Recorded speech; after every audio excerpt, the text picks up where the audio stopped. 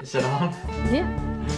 What's up, creators? It's your boy, Mad Mike, and on today's episode, we're gonna be working on the Pontiac Fiero Ferrari KitCar. We're gonna see if one, we can get the car to move, but most importantly, we're gonna see if we can get the car to stop. So stay tuned and check it out.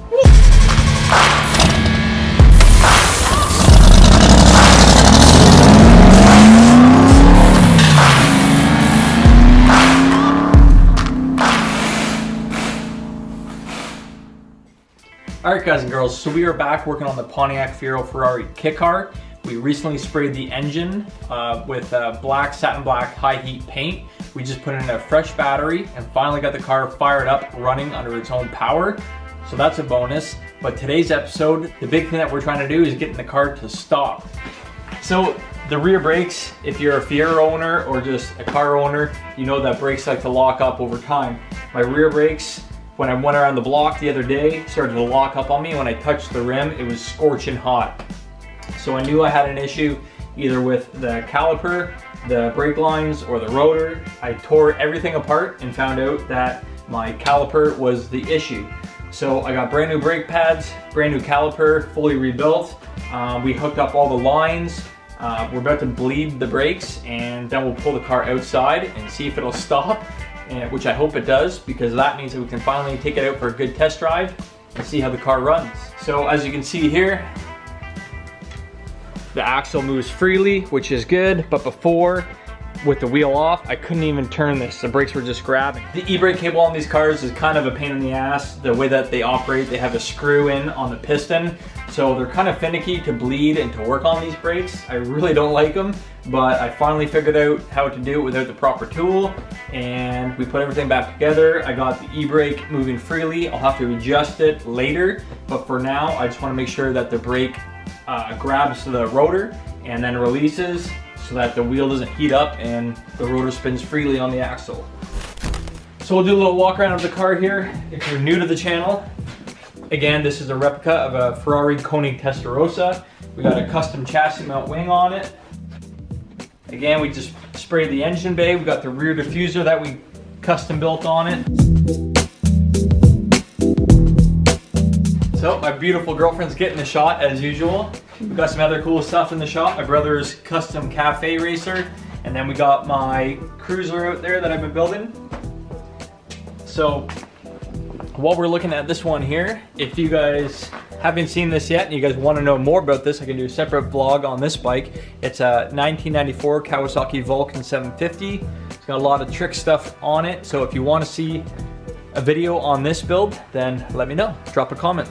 But yeah, we'll do a quick walk around here. In the last episode, I showed you the interior, so we won't check that out. You'll have to go back and check out the other episode.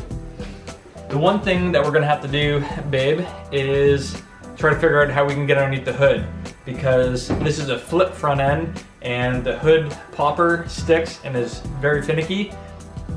But that's where the brake master cylinder is, where the reservoir is that we have to fill up and top up with fluid. So I need to somehow get this hood open to be able to fill up that reservoir, because I don't want the master cylinder to go dry without any fluid, because then you introduce air into the system and that's no good for bleeding brakes. So around the front here, we got some custom canards. Well, that was super awkward. The hood latches on these Fieros are super finicky, but I finally figured out the right orientation with some pliers and Sarah yanking on the hood, and we finally got it unlatched. The big thing I want to make sure is that it doesn't hit the front lip. If we can leave it like this and I don't have to lower the car down, that would be ideal. So lift up on it slowly, babe.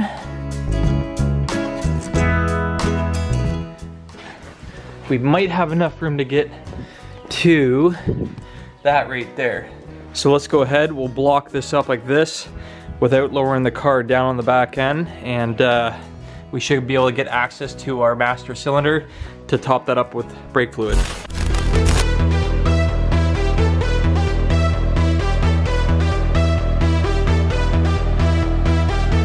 Alright, so now we can start the process of bleeding the brakes. We're gonna try two different things.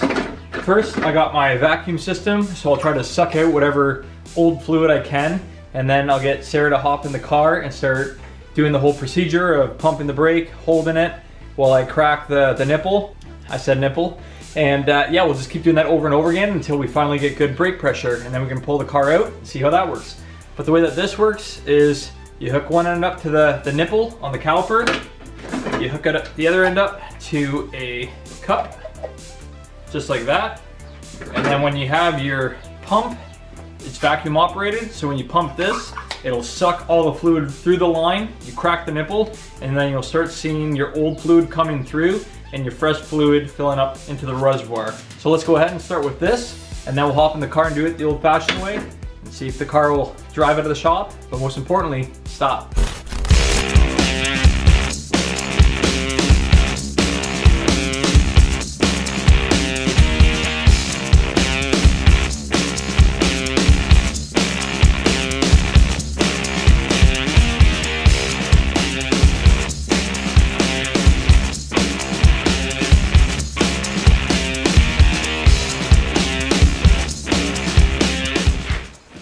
Here, it's a little awkward to get at, but that's what we want to get access to. So that's our brake master cylinder and our brake reservoir.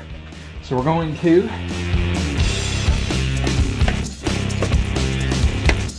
open this up.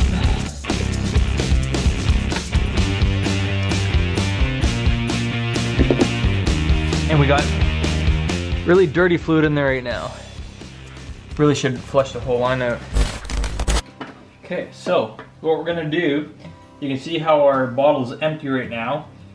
And if you can zoom in on this gauge here, so when I pump it, we should start getting pressure. So you see how it's holding pressure there at 10? We're just gonna pump it up. And then if you look at the nipple over here, I'm gonna crack that loose and then shut it. And I'm gonna keep doing that until I see fluid come through this line.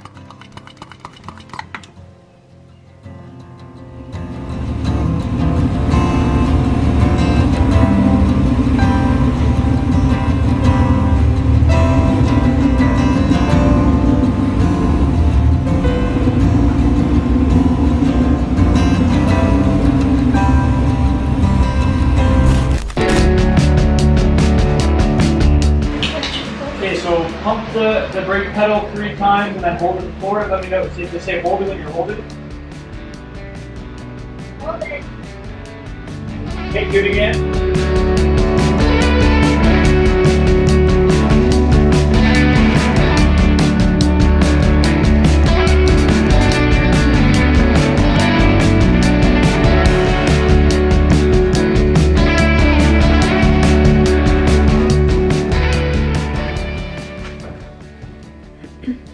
Harder. I tried firing it up to see if the vacuum would do anything too. I tried jacking up the back end to see if I can get the air bubbles to come out. It might be something I read online with the lines that run to your, if you have a look back here, these lines here, sometimes they feel internally and crush and don't allow fluid to come out. So I think I got a ton of air behind there because my caliper is not compressing and I'm not getting any fluid to come out with my vacuum sucker thingamabobber, and doing it the old-fashioned way isn't working as well. So I don't know, guys, I think I'm at my wit's end. It's been a long night of me trying to get my rear brake to work. The 3 other calipers are working totally fine, but just this one here, for some reason, it is not getting any fluid. And I can't figure out for the life of me why it's not getting fluid. If you're a Fiero person or just a good mechanic in general, and you have any ideas of why I'm not getting any fluid or why my rear caliper isn't compressing, it's a new caliper, new brake pads, and I got fluid coming out of the line when I hook it up to it, so I don't know why I'm not getting this caliper to compress. It does have that screw on the piston, so it's not just your standard hydraulic, I guess, piston. It's got the screw for the e-brake mechanism. I think I'm calling it quits for tonight, guys. I've tried everything I possibly can. We'll update you guys next week on if I can get this brake to work. We'll pull the car out of the shop and see if it drives and stops. But for today, that is all.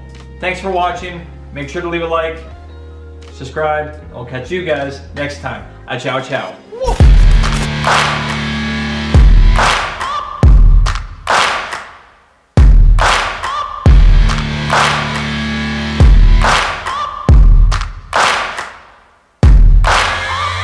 searching for greatness in a sea of the dying and shameless, a sea of the aimless. I don't wanna be one